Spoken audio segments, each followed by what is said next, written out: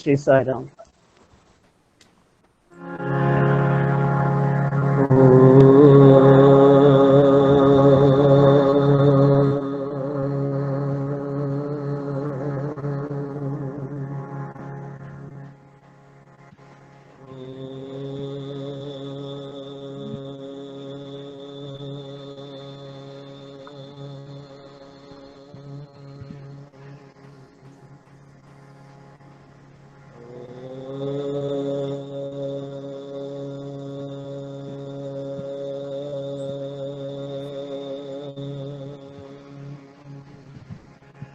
Shanti, Shanti, Shanti. Om Sri Sai Ram. পোন প্ৰথমে আমাৰ সভাপতি ডাঙৰীয়াক ধন্যবাদ জ্ঞাপন কৰি আৰু সকলো সাই ভক্তলৈ আদৰণি জনাই আজিৰ এই অনুষ্ঠান য'ত ডক্টৰ নমামি শৰ্মাই স্পিৰিচুৱেলিটি এণ্ড ৰিলিজিয়ান এণ্ড এনকুৱাৰীৰ ওপৰত ক'ব তেখেতক আদৰণি জনাইছোঁ। তেখেত এটা সাই ফেমিলি শিৱসাগৰৰ, তেখেতৰ দেউতাক ডক্টৰ অৱনী শৰ্মা আৰু মাতৃ শ্ৰীমতী ৰেখা শৰ্মাৰ কন্যা, আৰু তেওঁ বৰ্তমান তেজপুৰ ইউনিভাৰ্চিটিত এছিষ্টেণ্ট প্ৰফেচাৰ হিচাপে কাৰ্য কৰি আছে। Doctor Namami Sharma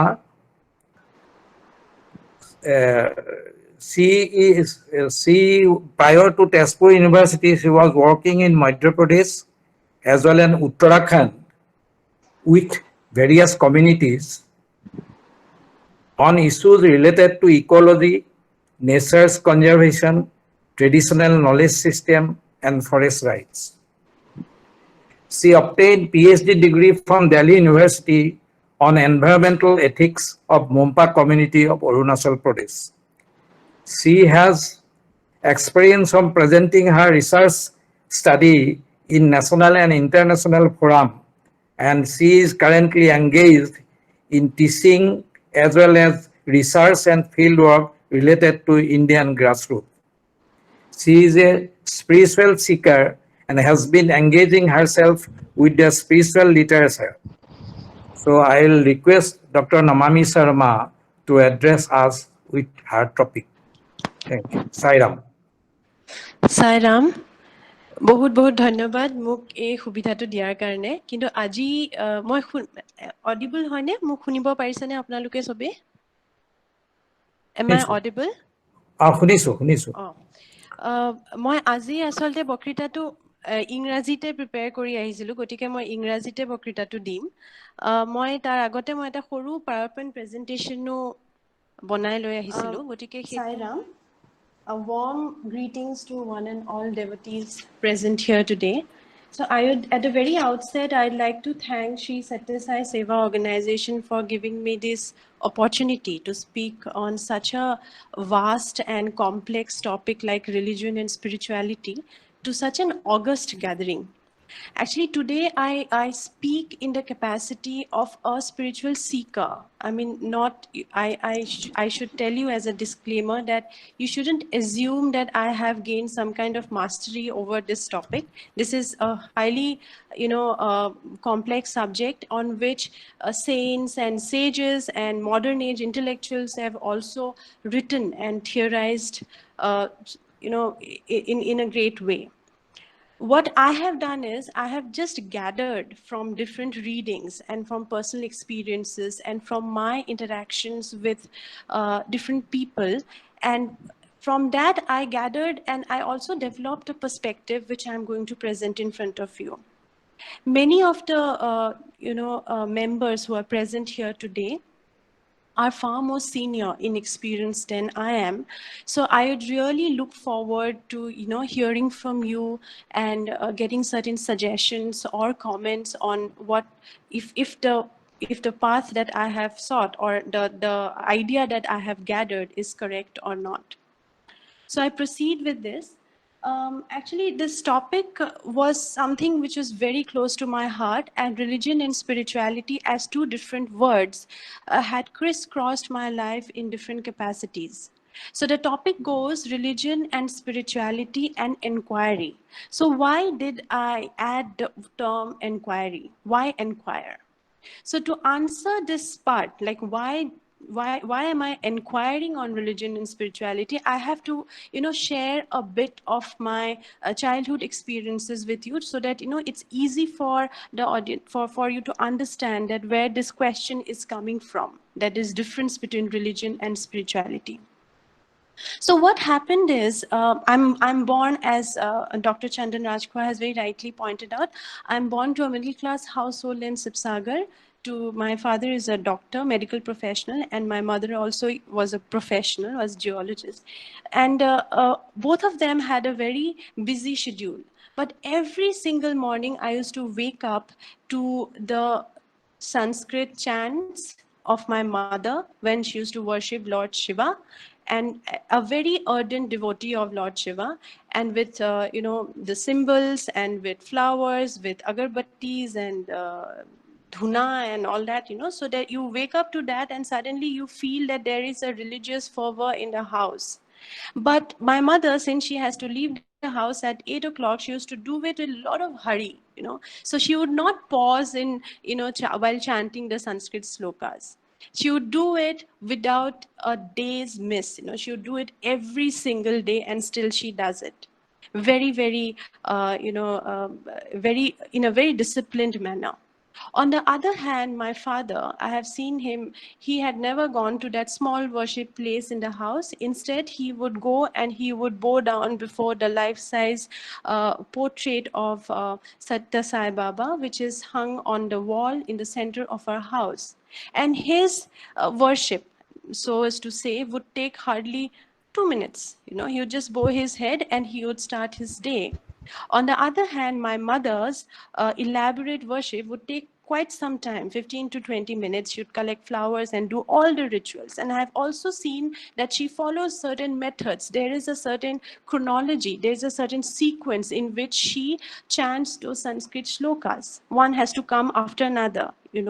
And she would do that, and she would follow that methodically and without any fail. But the thing is, I was drawn more to my mother's elaborate worship rather than my father's brief and maybe intense 2 minutes worship of Satya Sai Baba, because I was surrounded by people who could relate to my mother's way of worship, not to my father's bowing down before Satya Sai Baba for 2 minutes. My friends and my friends' family did not know who Sri Satya Sai Baba was. I mean, did not know about the teachings of Sri Satya Sai Baba, and or maybe was skeptical too. So I was, in a quest of validating my religion. I wanted people to see that, okay, she is a very good girl. She wakes up in the morning and worship the gods that we pray to. So there is a certain kind of validation. And this is what I term as a religion. A certain set of beliefs which is validated by a larger group of society, of societal members. That is religion. And in the same family, my mom and my dad used to take me every Sunday evening to the Sai Bhajan in Sipsagar, Satya Sai Mandali in Sipsagar.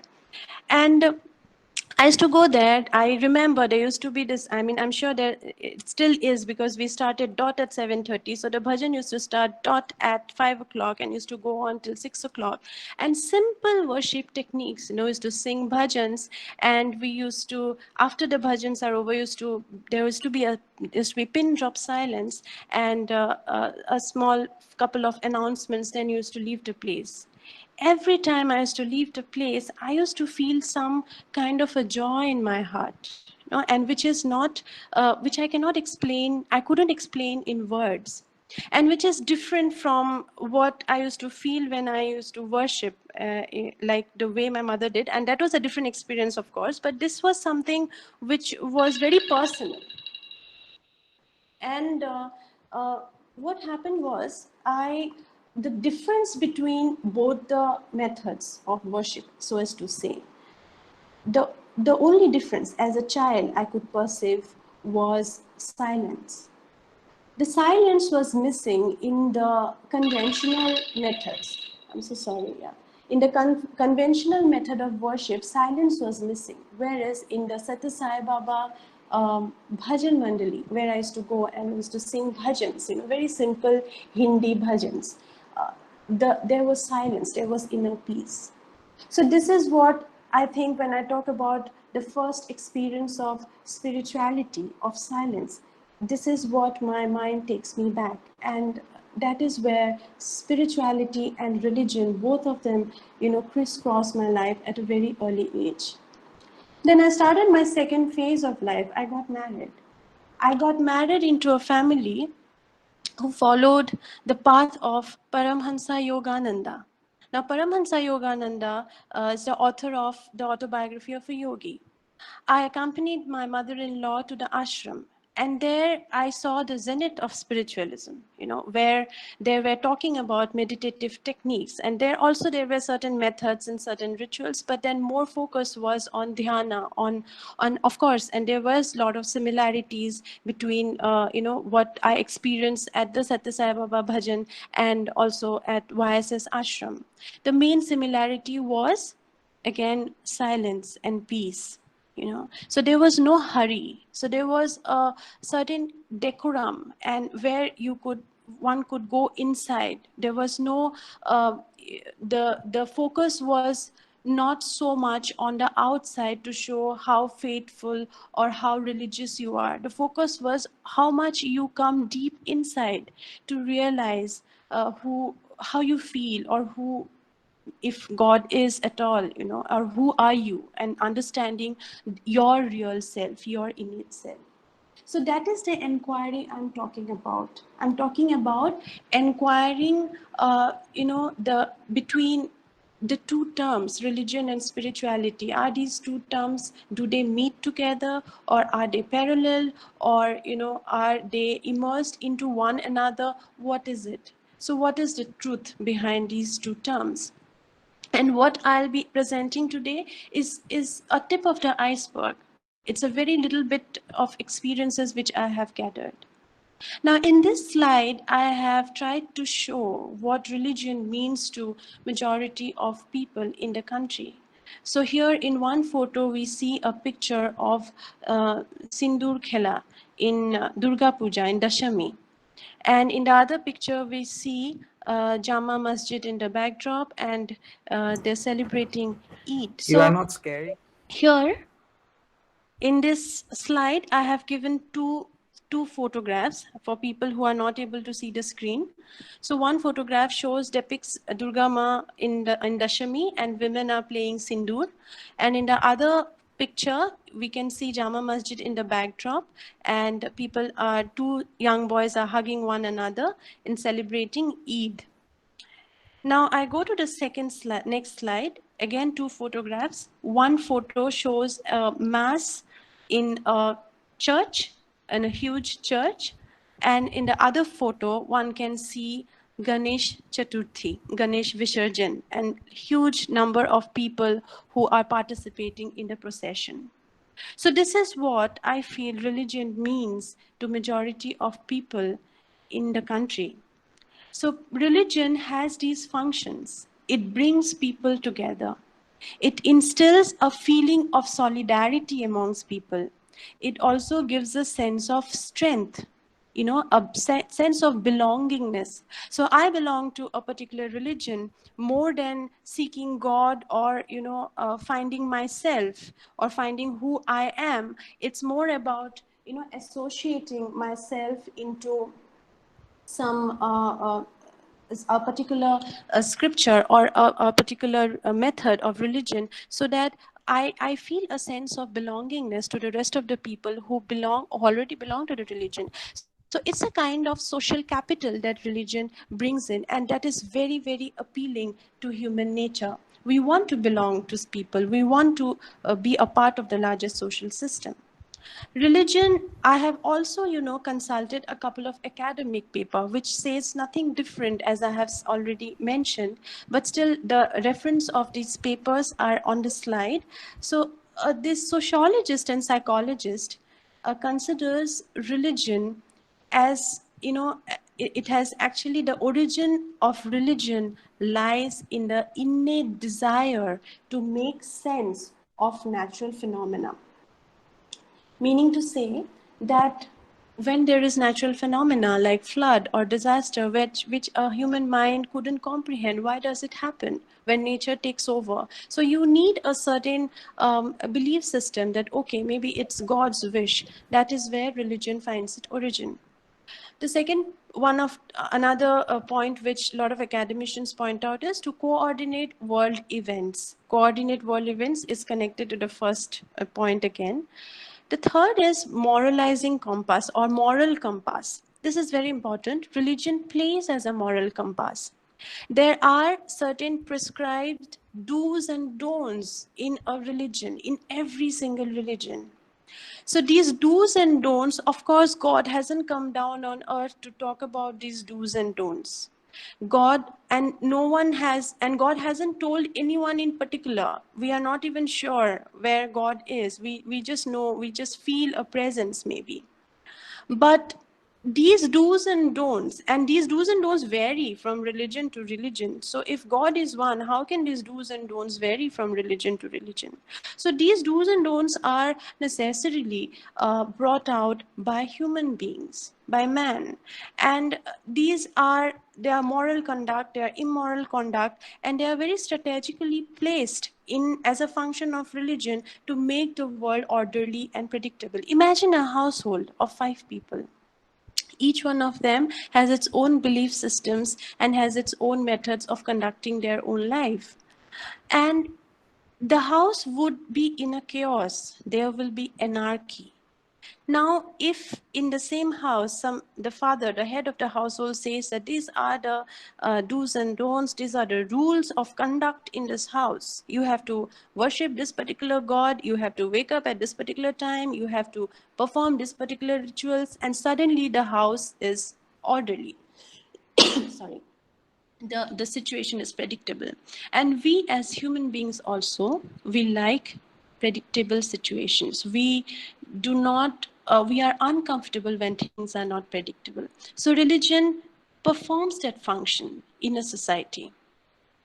Again, as I said in those photographs, religion has a pro-social aspect. You will hardly find a religious person who is asocial or who is an introvert, or a religious person will be a very social person, generally, you see. It lubricates the bonds in the society, right? And it also encourages cooperation and tolerance among strangers. I have written in the bracket of the same faith, meaning to say that suppose you automatically feel a sense of belongingness the moment a person belongs to the same faith. So these are the functions of religion which scholars have often spoken about. Here, I would also like to mention that as I have shared my childhood experiences when I used to masquerade as a devoutly religious person.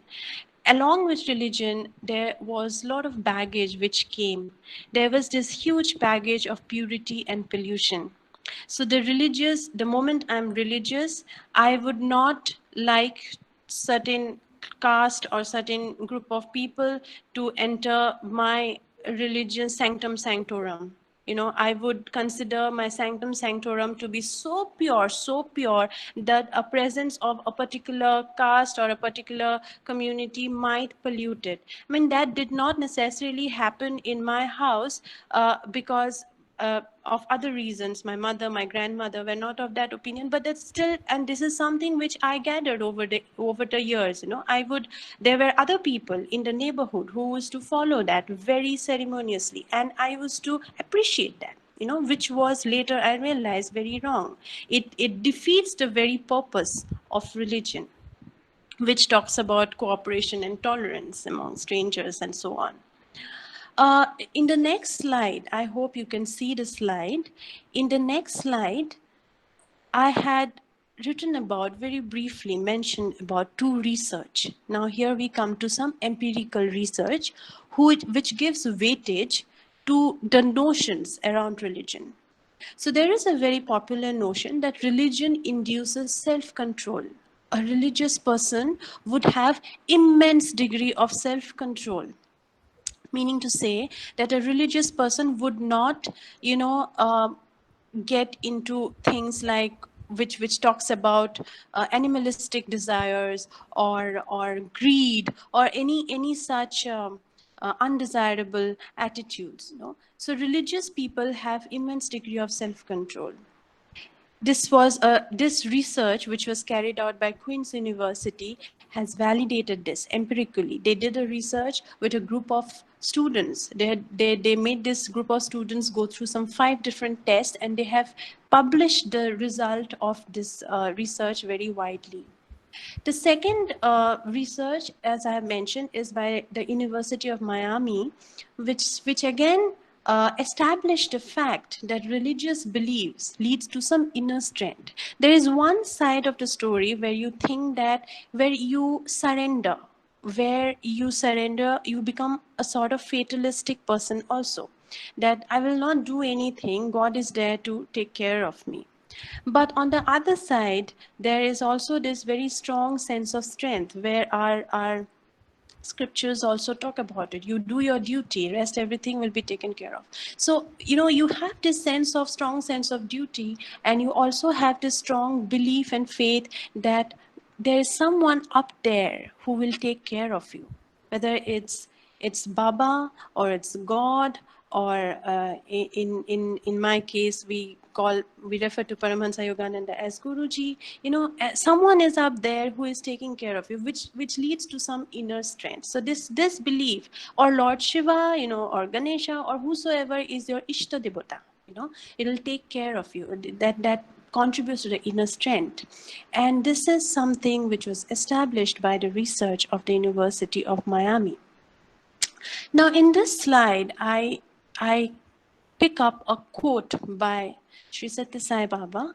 I'd like to read it out. It says, "Religion teaches self-discipline and promotes one's well-being. It enhances one's spiritual power and makes one effulgent. Effulgent meaning one vibrant, very bright. If people live without knowing its inner secret, the community and its culture declines and suffer." So this is what Bhagwan Baba said. He said that he spoke about the very same things which I had mentioned in the previous slides, that religious does teach self-discipline and promotes one's well-being. And it also talks about culture and the commune feeling. So here in this slide, I try to put in the words which religion brings in. It brings in unity, it brings in faith, it brings in discipline, it brings in a lot of other things which is not there in the slide. But the most importantly, this here the news is not so good. It gives a lot of power. And here we are talking about religion when becomes a form of organized structure. It gives immense power, and this power is not the internal power or the internal strength which I'm talking about. It is political power, it is economic power. So it is immense power which has the potential of ruling over or devastating civilizations. Here I would like to mention the world famous humanist named Jiddu Krishnamurti. And Jiddu Krishnamurti actually have given a lot of lectures on religion and spirituality, and plus he has also written a lot about religion. But most so, he believes that the origin of religion lies in human sorrow. He talks about 3 main elements in religion. The first element is religion is nothing but an organized set of beliefs regarding the way of life and how one must live. The second element is, according to Jiddu Krishnamurti, religion is expressed through traditions. And the third is, religion includes some sort of personal religious experience. Now, the thing is, with all these slides which I had shared before, religion gives unity, religion gives faith, religion gives discipline, religion gives you a social capital.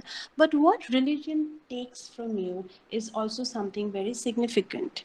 A blind faith system or this organized structure of religion, it takes the power of thinking rationally from human mind.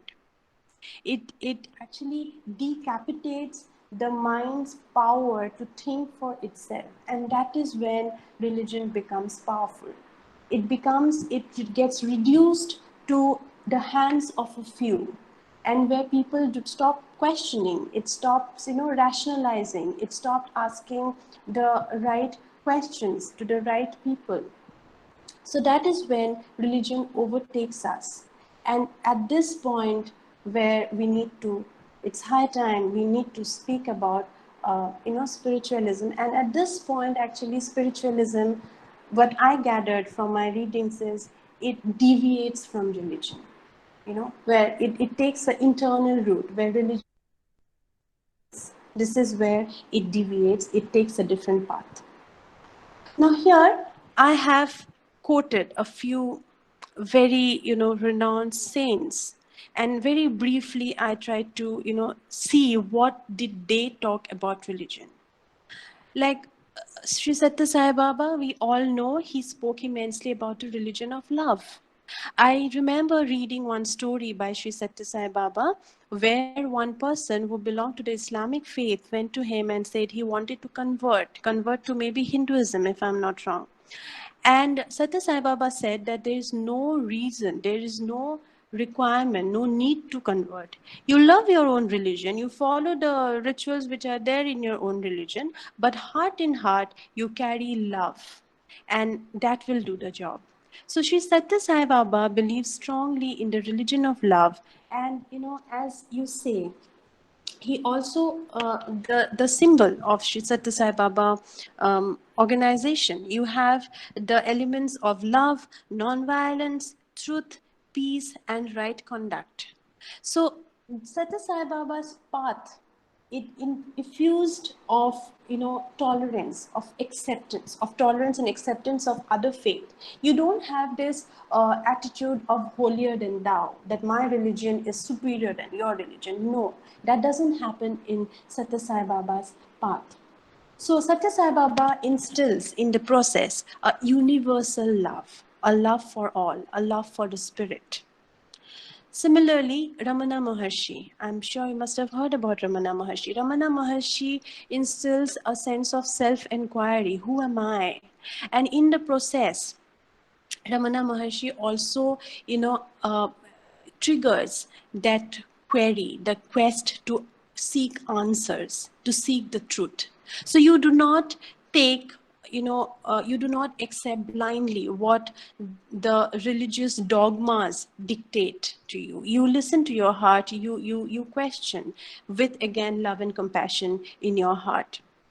Paramhansa Yogananda strongly believe that self-realization is the main platform of religion. Self-realization is the only religious way, according to Paramhansa Yogananda. So Paramhansa Yogananda, in his book also, The Autobiography of a Yogi, and through his different lessons and teachings, he talks about different ways of seeking self-realization, which includes chanting, which includes different meditative techniques and other things, and also,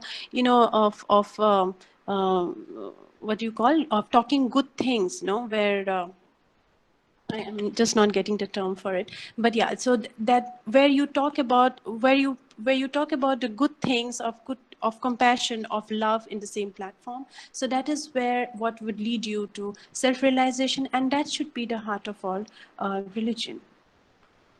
Ramakrishna Paramhansa again said, all religions lead to one God. So no matter what faith we belong to, what belief system we belong to, it leads to one God. So there is no point of intolerance. There is no scope of intolerance.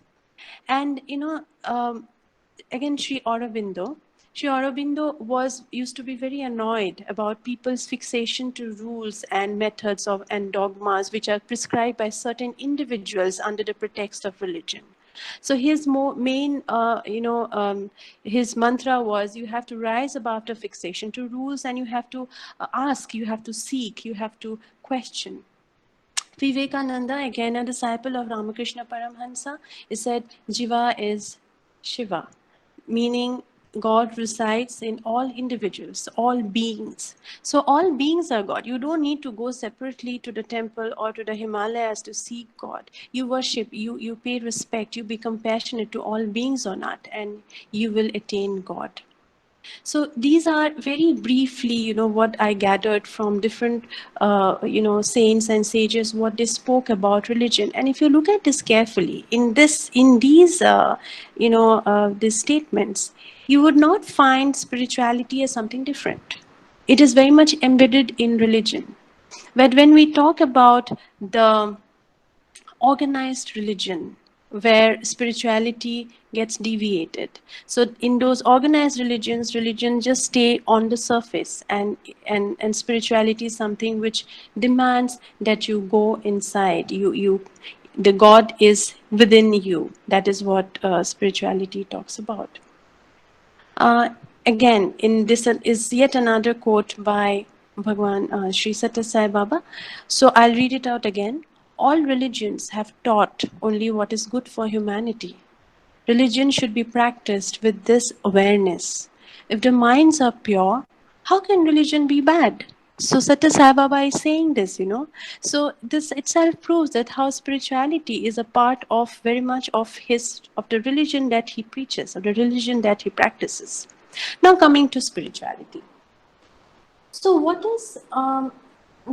do we understand by spirituality? Now spiritualism is something which is a term which I feel is overused and also abused in many ways. And in this day and age of market economy and consumerism, where human beings are running after material goods and we are all chasing some kind of dream which we are not even aware of, we are also seeking spiritualism in the same vein. As a result of which, the market is also offering spiritualism in the same capsule. So you will find a lot of these spiritual, talks or spiritual discourses, which you can buy in exchange of money.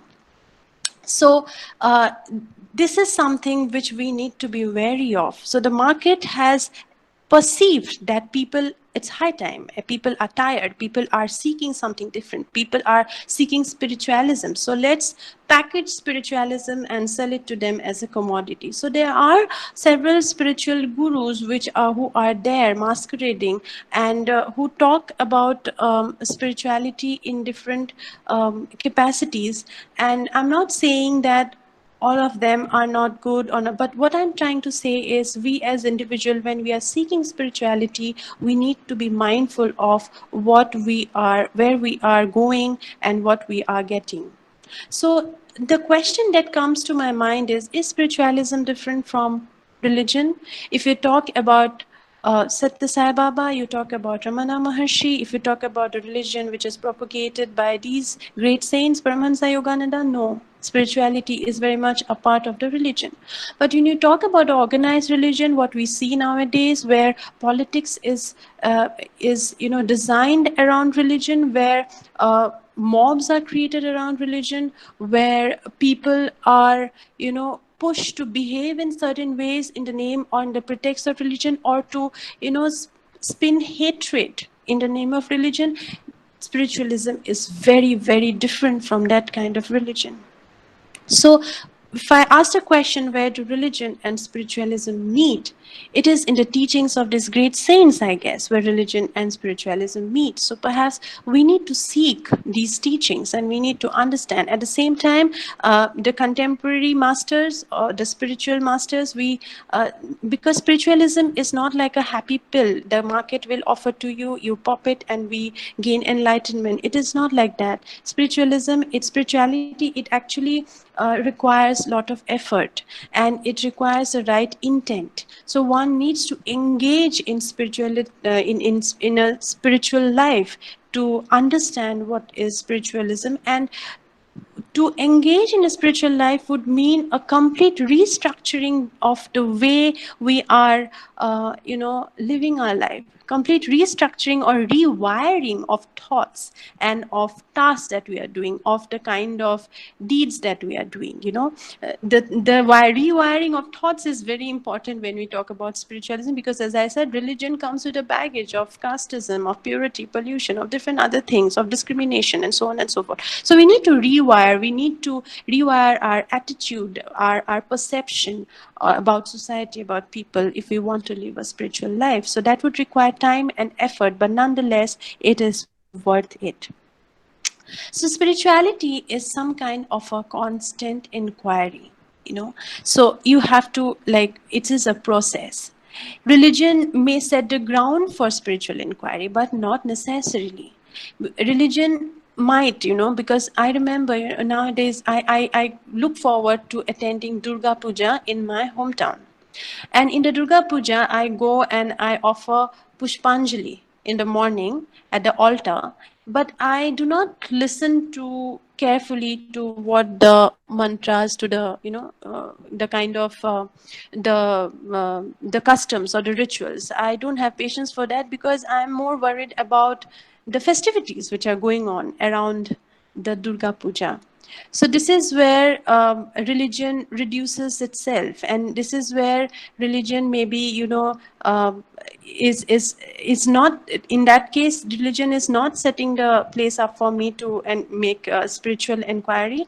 But, and I'm also not using it to the right purpose, I guess.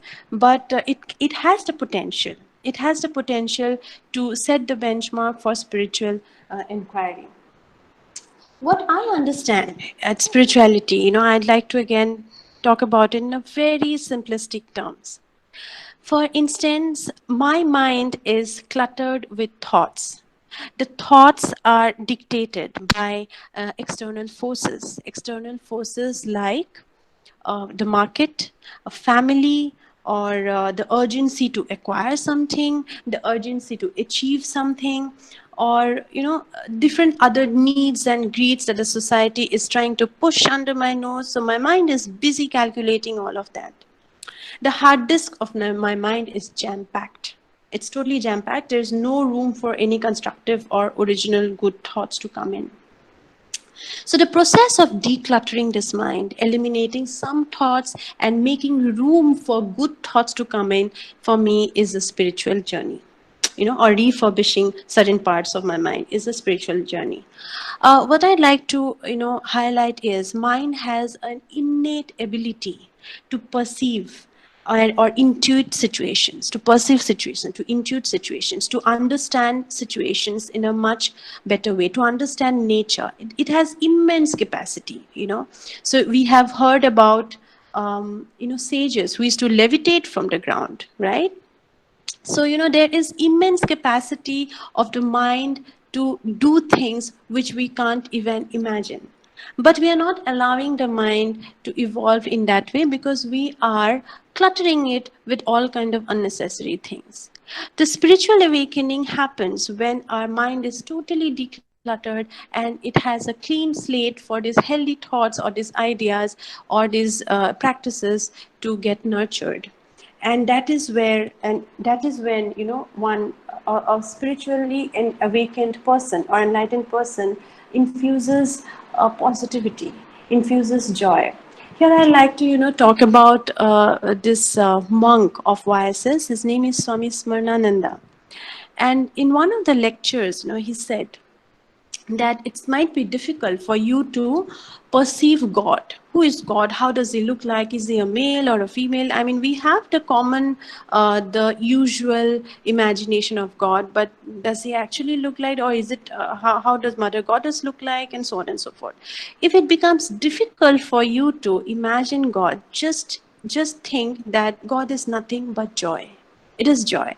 The moment you find this joy within yourself, this constant joy and bliss and peace, that is when you have realized God. That is what he said in one of the lectures, and he stayed with me. It is true. So once you start decluttering your mind and you start practicing sitting in silence and, trying to assess your surroundings, trying to be one with your environment, that is when perhaps you realize God, and that is when you realize joy, and that is what God is. So this is what I mean when I wrote God is joy. I like to also, talk about one, again, personal incident. I'm very sorry I'm bombarding the lecture with personal incidences, but this is all I have. I haven't done any any research on Veds and Upanishads. So this spiritual experience, again, this experience, personal experience, goes back to one Satyanarayan Puja. So our family has organizes this annual Satyanarayan Puja in our house, and this Satyanarayan Puja took place, I think, a year or a couple of years back in my family home in Sipsagar. So in that Satyanarayan Puja, we invite people. So people come in the evening, and the puja also starts in the evening. So there's this priest who came, and he was doing the puja. And I noticed that before starting the puja, he did some gestures with his hand. And the gestures, and I observed very carefully, the gestures were nothing but some mudras. And I recognized those mudras because a few days back, a few days back behind this particular puja had taken place, my father-in-law had gifted me a soft copy of a book on mudras. So I was going through the book of mudras, and these are some healing mudras that he was doing. And then he started, and while he was making those gestures or trying to do those mudras, he was also chanting some Sanskrit mantras.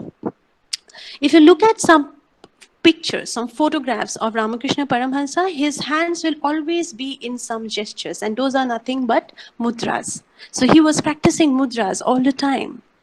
So in that book gifted to me by my father-in-law, that book of mudras, the mudras are explained beautifully and very scientifically, that each mudra, each point in the hand, it's called yoga through your hands or something. So each point in your hand corresponds to an organ, and if you press those points, that organ gets healed. So every mudra has a function. And here I see this person who is worshipping in my house on behalf of my family. He is connecting to Lord Satyanarayan through these mudras. Again, he was also chanting the mantras, and instead of, I should have ideally sat down there and listened to those Sanskrit mantras with full presence, and also tried to imbibe, the essence of that sitting. But instead, what I did was, along with my other family members, my mother specifically, we started receiving guests. We got busy with the guests, and we started serving them. We started being the hospitable host, and we forgot about Satyanarayan Devta. To Satyanarayan Dev, Satyanarayan Puja was just a pretext of maybe socializing, if I'm not wrong.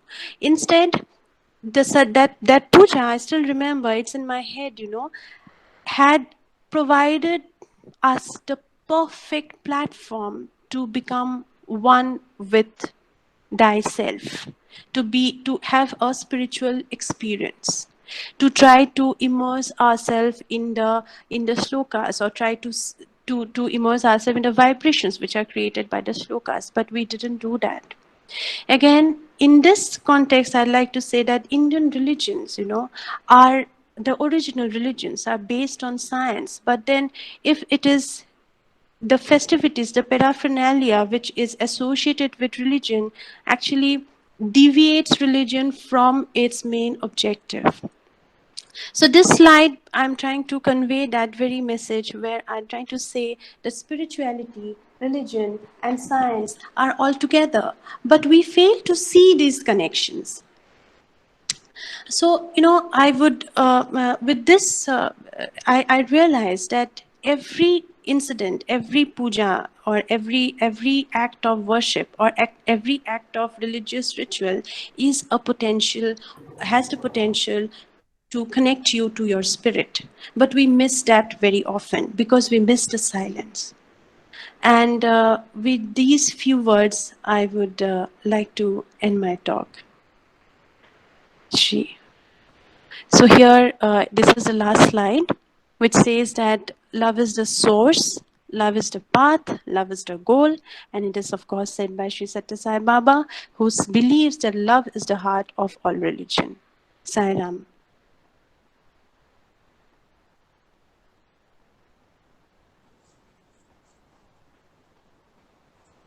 Thank you so much, Namami Sharma.